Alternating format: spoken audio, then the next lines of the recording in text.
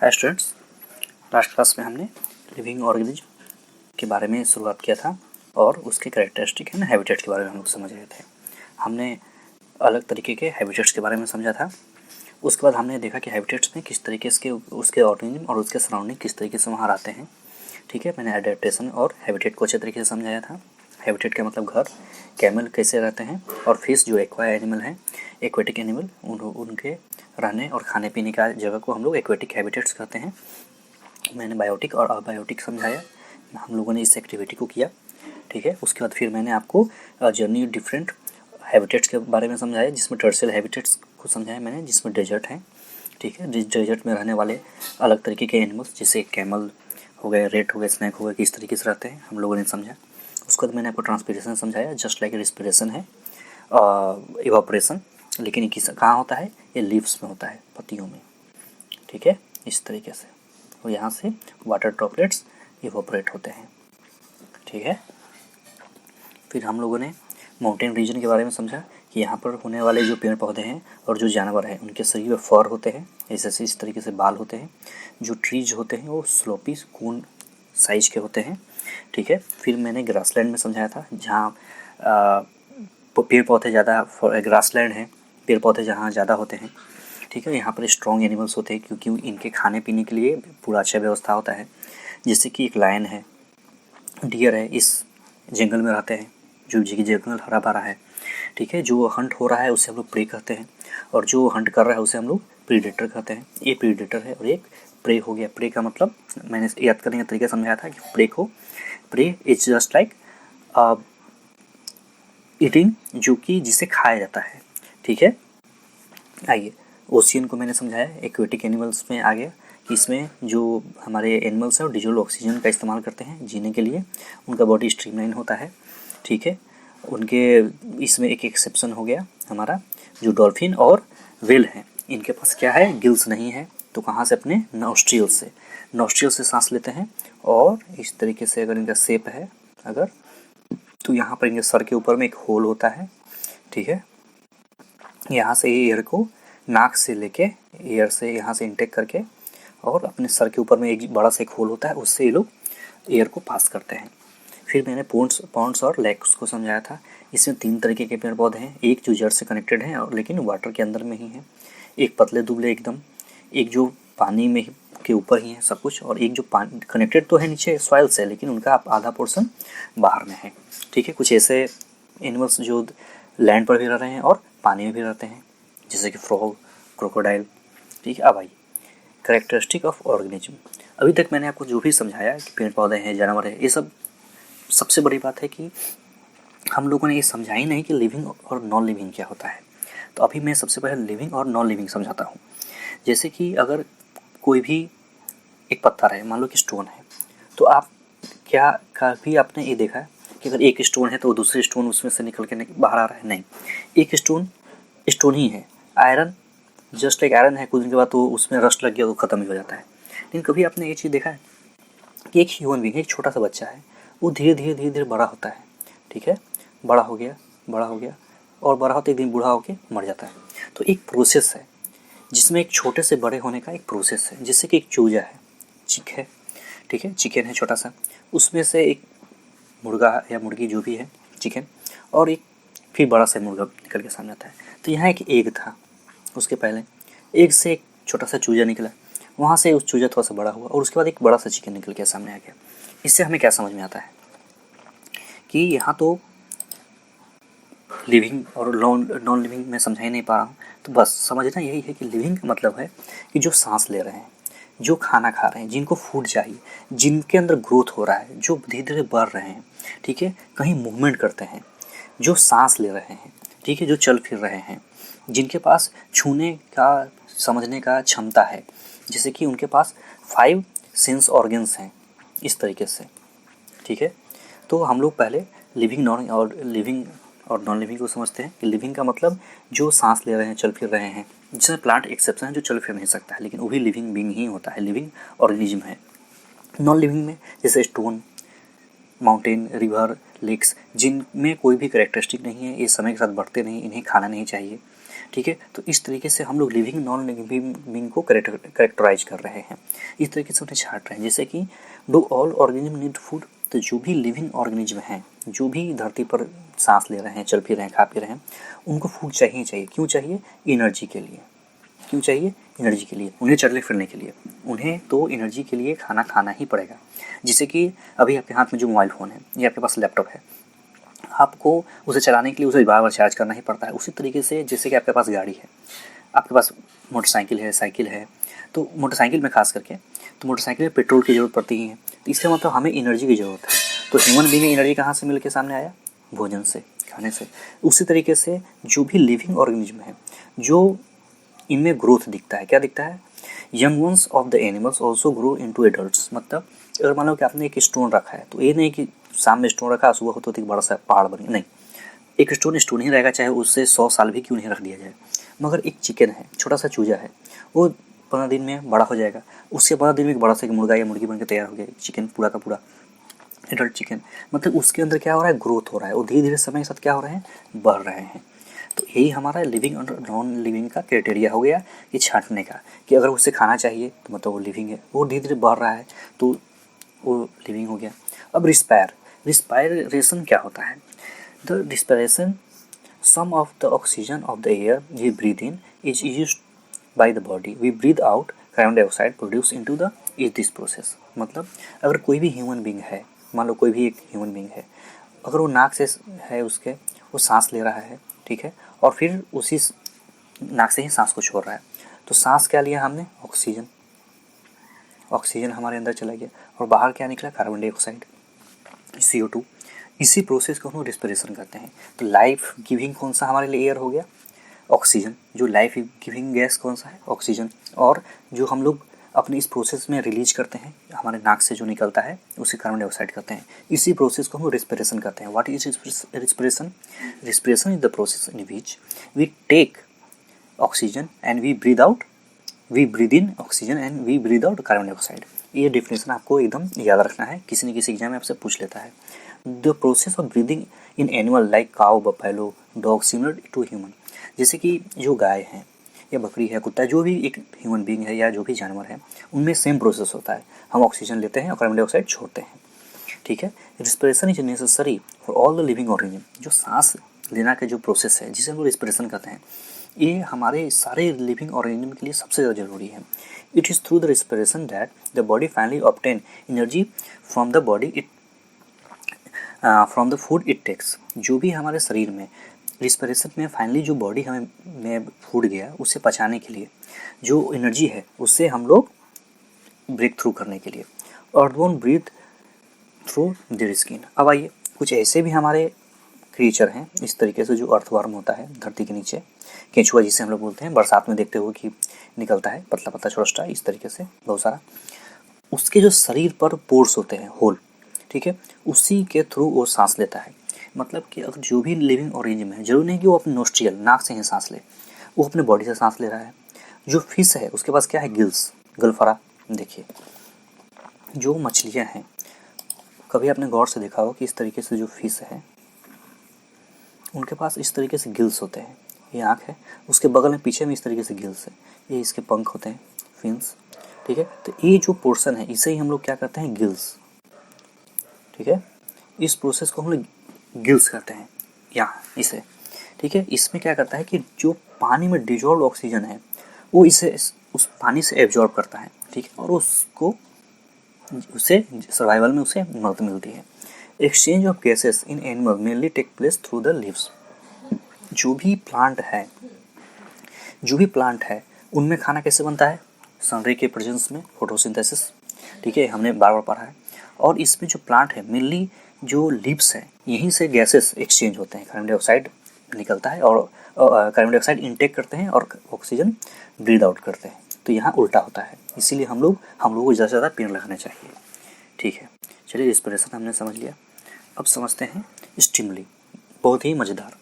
अच्छा, मुझे ये बताइए कि घर में अच्छा खाना बना है, हमें कैसे पता चलता है? हम लोग नाक से सूंघ लेते हैं, या तो आँख से देख लेते हैं, ये सुन लिया मम्मी कि आज बड़ा से बढ़िया सा आज सब्ज़ी बना रही हैं, ठीक है, या तो आपने खाया तो आपको पता चलेगा टेस्ट से, क्या आज तो खाना बहुत बढ़िया बना है। या आपने अपने हाथ से टच किया उस खाने को, आहा कितना सॉफ्ट और बढ़िया खाना है। इससे हमें पता चले कि हमारे पास 5 सेंस ऑर्गन हैं जिससे हमें स्टिमुली मिलती है। मतलब हमें स्टिमुलेशन का हिंदी में हो सकता है एक तरीके से आप मतलब समझ सकते हो कि आपको उस महसूस होता है, ठीक है। The changes in our surrounding that make us respond to them.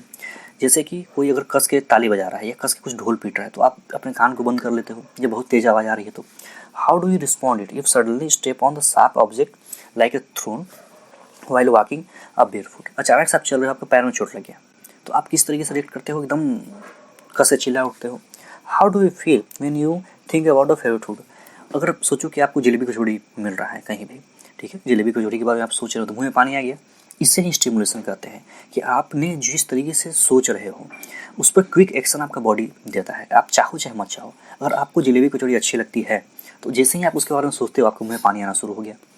अगर कोई ऐसा बच्चा है जिसे मटर पनीर की सब्ज़ी अच्छा लगता है, जैसे ही मैंने मटर पनीर बोला उसके दिमाग में मटर पनीर का इमेज बनना शुरू, और उसे समझ में आया कि हाँ मैंने मटर पनीर खाया ना, बहुत अच्छा टेस्ट लगता है। इससे ही स्टिमुलेशन करते हैं, जैसे कि आप उस जोन में चले जाते हो, आप उस चीज़ को महसूस करने लगते हो, इससे ही स्टिमुलेशन करते हैं, ठीक है। Wild life animal run away while light is flash through them. अब गौर से समझिए, कोई भी जंगली जानवर है जैसे कि भेड़िया, गांव में या अभी भी किसी किसी गांव में भेड़िया निकल के सामने आता है तो गांव वाले क्या करते हैं ना, एक बड़ा सा एक लाइट लेते हैं, ठीक है, मसाल जिसे कहते थे पुराने ज़माने में, लाइट लेके उसको उसके पीछे भागते हैं। वो भेड़िया हो या फॉक्स हो जल्दी से तेज़ से भागता है, ठीक है। उसे लगता है कि अरे ये तो मुझे मारने के लिए आ रहा है, उससे स्टिमुलेशन होता है, उससे डर लगता है, ठीक है। तो उसके सेंस ऑर्गन्स है, ये सब हमारे बॉडी के 5 सेंस ऑर्गन हैं, ठीक है, आप इसे याद रख लेंगे।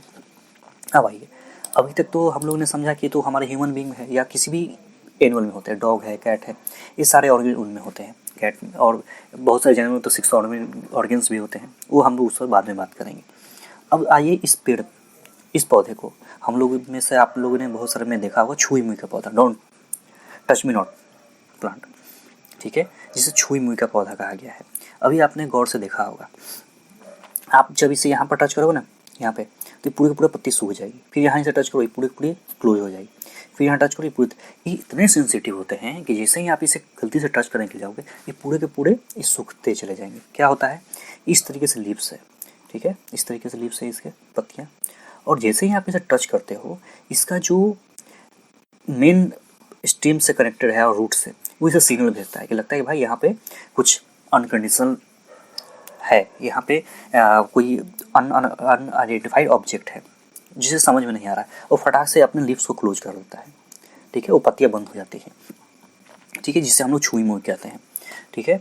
तो इस तरीके से हमें पता चला गया कि प्लांट्स में भी सेंसेशन होते हैं और उनमें भी स्टिमुलेशन होता है, उन्हें भी स्टिमुली है, उन्हें भी महसूस होता है, चीज़ें महसूस होती हैं, ठीक है। अब आइए, अब इसमें आप क्या कीजिए कि कोई एक पौधा ले लीजिए, ठीक है, और उससे क्या कीजिए कि कुछ दिन के लिए आप उस पौधे को इस तरीके से उसमें कुछ मनी प्लांट या कोई फ्लावर बो दो, और एक सन है, सूरज है, ठीक है, उसके तरफ करके छोड़ दो। आप गौर से देखोगे कि सारी पत्तियाँ या फूल उसके तरफ टुवार्ड्स सन की तरफ बेंड कर जाएंगे कुछ दिन के बाद से।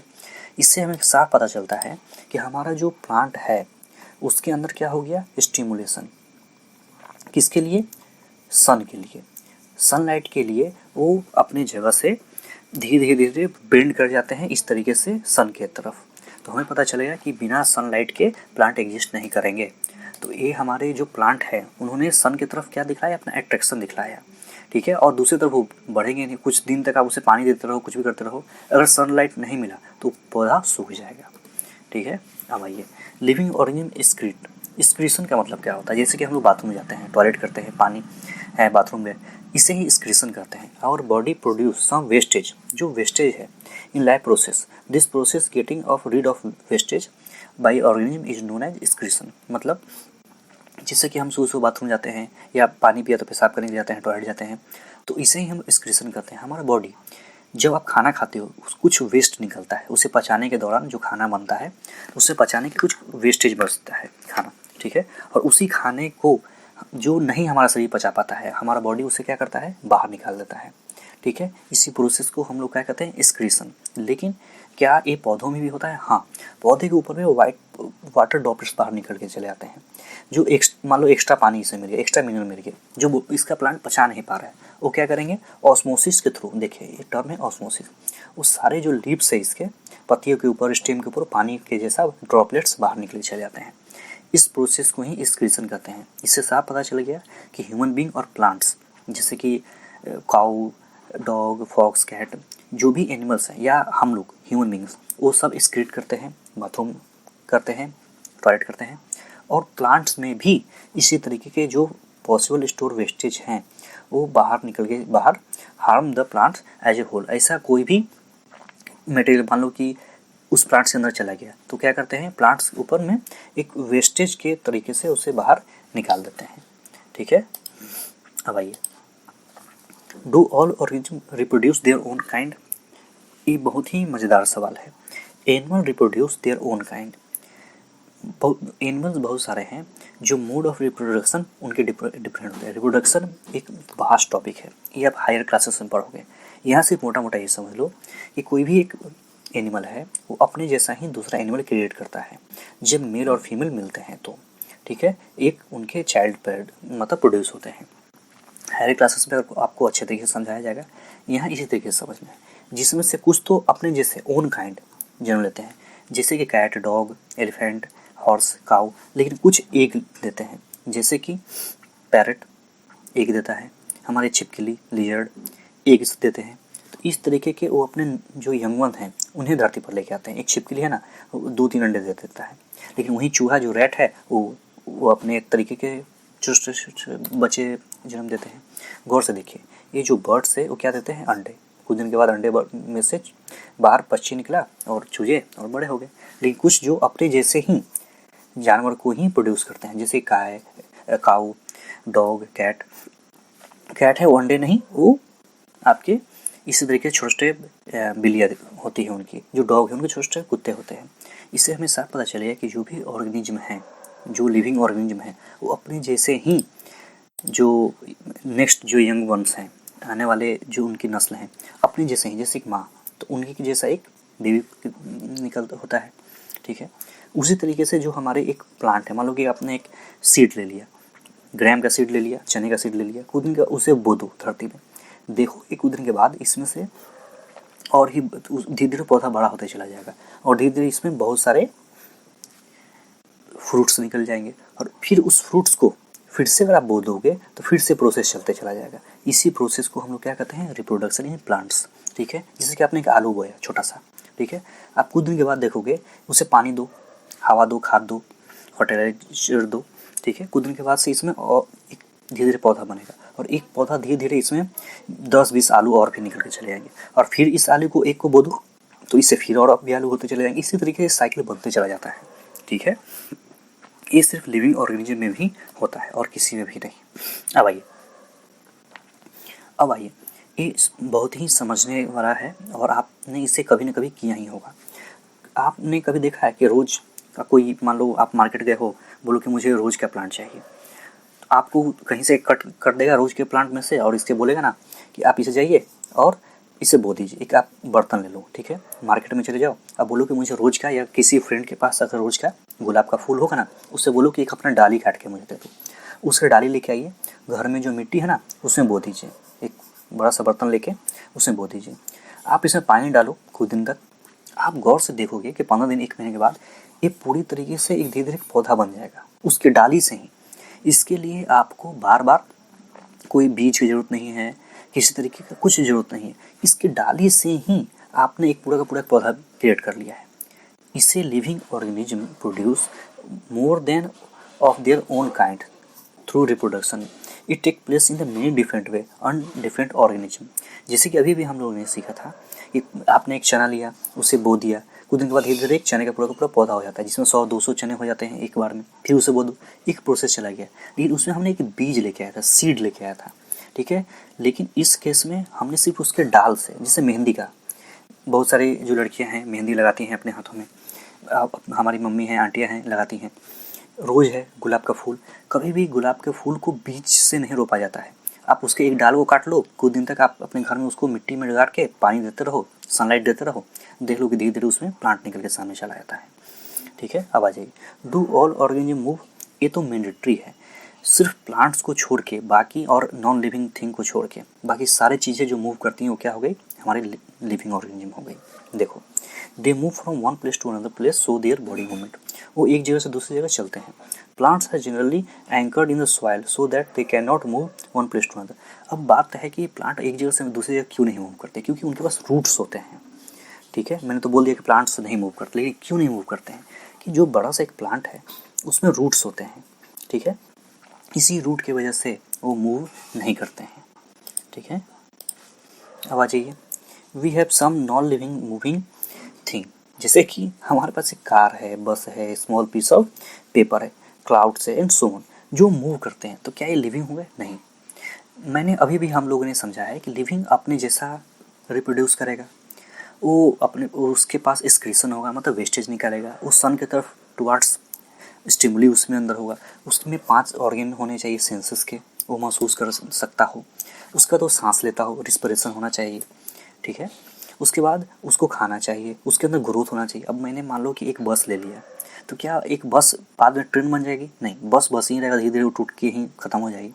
तो यही चीज़ है। अब जैसे कि एक ह्यूमन बींग है, तो एक ह्यूमन बींग से आप दूसरे ह्यूमन बींग कर लेते हो। मान लो एक है, किसी से शादी हो गया, यहाँ कोई एक गर्ल है, तो एक नया ह्यूमन बींग हम लोग प्रोड्यूस कर सकते हैं, लेकिन एक बस से दूसरा बस तो क्रिएट नहीं कर सकते हैं। इससे हमें साफ पता चलता है कि लिविंग और नॉन लिविंग में क्या डिफरेंस है। और ये नहीं कि सिर्फ जो मूवमेंट जिसके अंदर है वो लिविंग हो जाएगा, नहीं, मूवमेंट हो फिर भी उसे हम लोग नॉन लिविंग के कैटेगरी में रखते हैं, क्योंकि और बाकी ये फीचर्स को फुलफिल नहीं कर रहा है।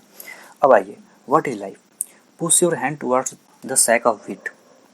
आप क्या करो कि एक गेहूं का बोरी है ना, उसके अंदर आप हाथ डाल दो, आपने महसूस करोगे कि वो गर्म है अंदर से।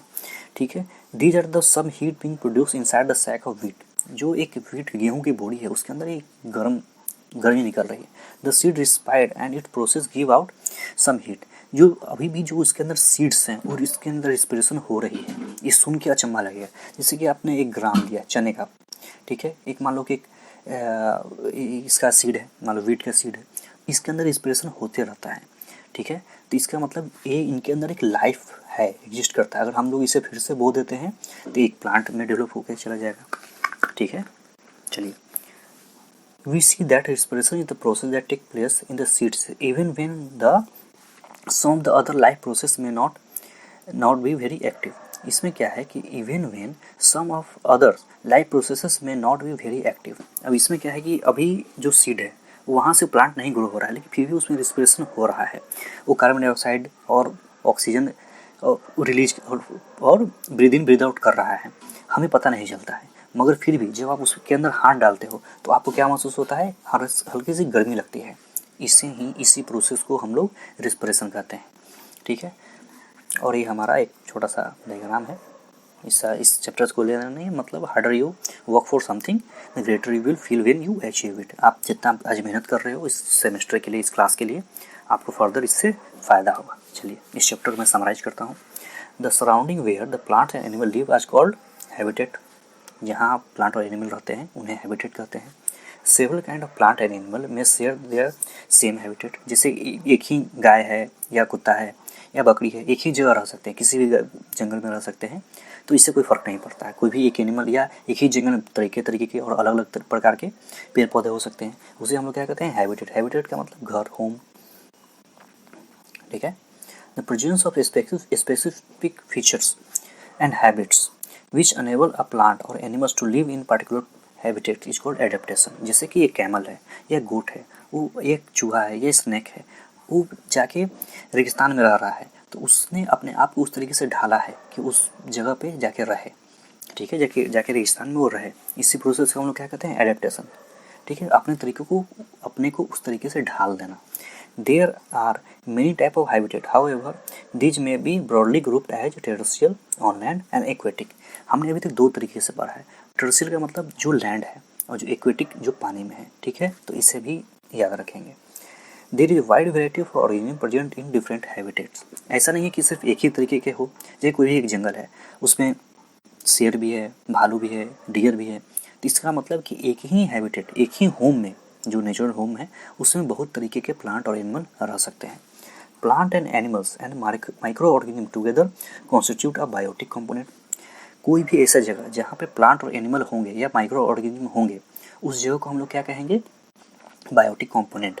बायोटिक का मतलब जहाँ लाइफ हो, प्लांट हो, एनिमल्स हो, जहाँ पे लाइफ होगा वहाँ हम लोग बायोटिक, बायो का मतलब ही होता है लाइफ, ठीक है। Rock, soil, air, light, temperature, sand, कोई भी चीज़ हो वो क्या हो गया? एबायोटिक, इसमें लाइफ नहीं होता है।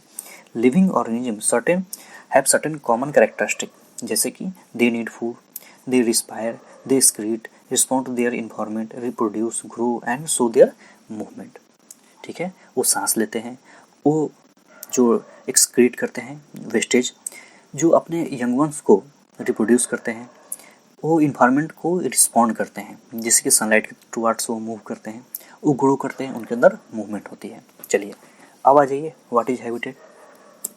हैबिटेट का यहाँ एग्जांपल हो गया, the surrounding where plants and animal live together are called habitat. How the cactus adapt to survive in the desert. क्या होता है कि उनके जो बॉडी के ऊपर में एक वैक्सी मटेरियल होता है, ठीक है, वैक्सी मटेरियल, और उनके जो लिप्स होते हैं वो स्पाइकी होते हैं। आप स्पाइनी भी कर सकते हो, स्पाइकी भी कर सकते हो। Fill in the blanks. The presence of specific feature in which enable the plant animal to live particular habitat are called adaptation. क्या हमने अभी भी देखा था कि ऐसा कोई भी जगह जहाँ पे वो अपने आप को वहाँ के रहने के पर्टिकुलर हैबिटेट में रहने के लिए अपने आप को ढालते हैं, उन्हें हम लोग क्या कहते हैं? एडेप्टेशन, ठीक है। तो इसका आंसर क्या हो जाएगा? Adaptation. The habitats of the plant and animal have lived there on land are called habitat। कौन सा हैबिटेट? टर्शियल हैबिटेट। टर्शियल कहाँ रहते हैं? लैंड पे, तो इसका एग्जांपल क्या हो जाएगा? Land. The habitat of the plant and animal they live in the water are called, जो पानी में रहते हैं उन्हें हम लोग क्या कहते हैं? एक्वेटिक, ठीक है। तो इसका आंसर हो जाएगा एक्वेटिक। सॉइल, लैंड क्या हो जाएगा? एबायोटिक फैक्टर हो जाएंगे, क्योंकि इनमें लाइफ नहीं है। गौर से देख लीजिए, उनमें लाइफ नहीं है, तो क्या हो गए? अबायोटिक हो गए। Changes in our surrounding that make the respond to them are called. कोई भी ऐसा चेंज है जो हम लोग उसको रिस्पॉन्ड करते हैं, रिस्पॉन्ड टू देम। गौर से देख लीजिए, हमने स्टिमुली को समझा था कि अगर कुछ भी चेंजेज होते हैं तो हम, हमारे जो सेंस ऑर्गन हैं हमें जल्दी से उसके बारे में समझाते हैं। तो इससे हम लोग क्या कहेंगे? कोई भी चेंजेज हो रहे हैं हमारे सराउंडिंग, तो उससे हम लोग क्या कहेंगे? स्टिमुली, ठीक है। चलिए अब आ जाइए, which of the following list are non living. अब इसमें से मुझे बताइए कौन कौन से नॉन लिविंग है। तो जैसे हमारे प्लॉ, ये हमारे नॉन लिविंग होंगे। स्विंग मशीन नॉन लिविंग हो गए। रेडियो, बोट, वाटर हाइकिन, ठीक है। जिसमें से मशरूम और अर्थवर्म हमारे लिविंग हो गए। मशरूम जो हम लोग खाते हैं, और अर्थवर्म जो बरसात के समय में खिचड़ी निकलती है। Give an example of living non living thing which show any characteristic of living. जैसे कि हमारा बस को एनर्जी चाहिए, एनर्जी के लिए वो पेट्रोल लेता है, इसका मतलब उसको कुछ फूड चाहिए चलने के लिए, तो क्या वो लिविंग हो गया? नहीं, चल फिर तो रहा है लेकिन उसके अंदर लिविंग कैरेक्टरिस्टिक नहीं है, मगर फिर भी वो कैरेक्टरिस्टिक लिविंग का शो तो कर रहा है, लेकिन वो लिविंग नहीं है। पेट्रोल ले रहा है, मूवमेंट कर रहा है। और क्लाउड्स धीरे धीरे बढ़ भी रहे हैं। देखो, क्लाउड एक जगह से दूसरी जगह मूव भी करते हैं और धीरे धीरे अपना साइज भी बिगड़ करते चलते जाते हैं। तो क्या उनके अंदर लाइफ है? नहीं, उनके अंदर लाइफ नहीं है। अब आ जाइए, which of the following non living thing below listed which wants as a part of living thing. अच्छा मुझे बताओ कि बटर किससे मिलता है? मिल्क से। लेदर किससे मिलता है? हमारे जानवर से। वूल किससे मिलता है? हमारे जो सिप हैं उनसे। एप्पल क्या है? रबड़ क्या है? ये सब किसी किसी कभी न कभी, जैसे ये हमारे एनिमल के बाई प्रोडक्ट हैं, लेदर एनिमल के हैं, वूल एनिमल से हमें मिलता है, ठीक है। एप्पल हमारे प्लांट से हैं, रबड़ हमारे प्लांट से हैं, लेकिन हमें ऐसा विच ऑफ द नॉन लिविंग, ठीक है। तो ये हमारे यही हो जाएंगे 1 2 3 4 5, जो कि सॉइल नहीं है, कहीं से भी कोई कनेक्टेड नहीं है। Electric bulb, cooking oil, salt, ठीक है। कुकिंग ऑयल हो सकते हैं, जैसे देखो कुकिंग ऑयल हो सकते हैं। अगर सरसों ऑयल हुआ ना कुकिंग ऑयल, तो सरसों एक बार सनफ्लावर ऑयल है तो उसका हम लोग इस्तेमाल कर सकते हैं। तो यहाँ ये हो जाएगा। तो यहाँ इसका आंसर हो गया 1 2 3 4 5 और 6 कुकिंग ऑयल होते हैं, ठीक है। तो यहाँ बटर, लेदर, बटर हमारे काऊ से मिल गया, लेदर हमारे किसी भी जानवर से मिल गया, और वूल हो गए हमारे सिप से मिल गया, कुकिंग ऑयल प्लांट से मिल जाता है, ठीक है। एप्पल और रबर। तो इसके example, list the common characteristic of living organism. Living के हमारे फीचर्स क्या क्या होते हैं, ठीक है। लिविंग जो होते हैं उनके अंदर मूवमेंट होता है, वो चलते फिरते हैं, अपने जैसे यंग वंस को रिप्रोड्यूस कर सकते हैं, वो उनके पास रिस्पिरेशन है, स्टिमुली है, एक्सक्रीशन है। तो आप ये सब एग्जाम्पल उसमें दे सकते हो, ठीक है। Explain why speed is important for survival in the grassland. अच्छा, ग्रासलैंड में क्या है कि वहाँ मान लो कि बहुत सारे पेड़ पौधे हैं, बहुत सारे हैबिटेट्स रहते हैं, जैसे कि शेर, बकरी, भेड़िया, भेड़ी, कबूतर, कोई भी और तरीके के जानवर है। वहाँ खाने पीने का सब तरीके की सुविधा है। उसमें क्या होता है कि जैसे ही कोई एक एनिमल है दूसरे एनिमल पर अटैक करता है तो उसमें स्पीड सबसे ज़्यादा मायने रखता है। क्यों? क्योंकि अपने आप को सेव करने के लिए। जैसे कि लायन है या टाइगर है, दूसरे प्रे जैसे कि मान लो कि गोट पे, बकरी पे या किसी शिप पे वो अटैक कर रहा है, डियर पे अटैक कर रहा है, तो वहाँ पे स्पीड बहुत ज़्यादा मायने रखता है। अगर उसमें तेज़ी नहीं हुआ तो वो शेर उसे मार के खा जाएगा। तो मेन एक्सप्लेनेशन से क्या हो गया कि फॉर देयर सर्वाइवल, वो अपनी ज़िंदगी जीने के लिए, ठीक है। चलिए, इस तरीके से चैप्टर कंप्लीट होता है। Thanks for watching.